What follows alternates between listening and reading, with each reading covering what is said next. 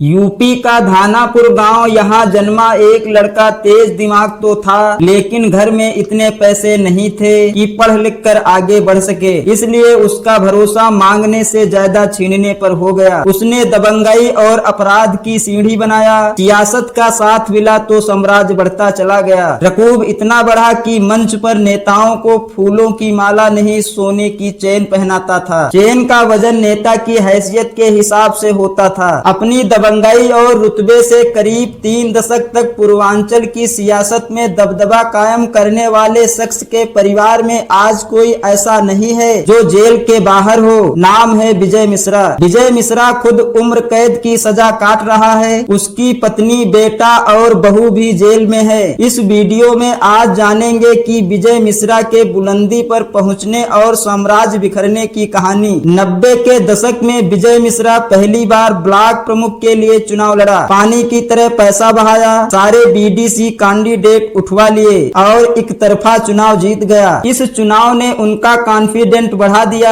उसने भदोही जिले में जिला पंचायत की 3 सीटें और जिला पंचायत अध्यक्ष पर जितवाकर मुलायम का भरोसा जीता। 2002 में मुलायम सिंह ने विजय मिश्रा को मिलने बुलाया। उसने विधायकी का टिकट मांग लिया। मुलायम इस वादे के साथ टिकट देने को राजी हो गए कि विजय अपनी सीट के साथ मिर्जापुर और हांडिया में भी सपा कैंडिडेट को जीत दिलाएगा। हुआ भी ऐसा। विजय ने भदोही के ज्ञानपुर सीट से भाजपा के गोरखनाथ पांडे को हरा दिया। वादे के मुताबिक बाकी 2 सीटों पर भी सपा बड़े अंतर से जीती। 2009 में भदोही सीट का उपचुनाव बसपा किसी भी कीमत पर जीतना चाहती थी। बहन कुमारी मायावती को इनपुट मिला कि विजय मिश्रा को साधे बिना जीत नहीं मिलने वाली, लेकिन विजय ने मुलायम सिंह का साथ छोड़ने से मना कर दिया। उस वक्त तक विजय के खिलाफ 40 मुकदमे दर्ज हो चुके थे। उनका इनकार करना बहन कुमारी मायावती को चुभा और पुलिस पीछे पड़ गई। विजय को इसकी भनक लगी तो उसने भदोही प्रचार करने आए मुलायम सिंह के आगे हाथ जोड़ा और रैली के बाद मुलायम विजय को अपने हेलीकॉप्टर में साथ ले गए। खनन के ठेकों में विजय मिश्रा का एक छत्र राज था। 1995 से 2010 तक 20 किलोमीटर एरिया में खनन ठेका विजय के अलावा कोई छू तक नहीं पाया। 12 जुलाई 2010 को प्रयागराज में एक मंदिर के पास एक स्कूटी में धमाका हुआ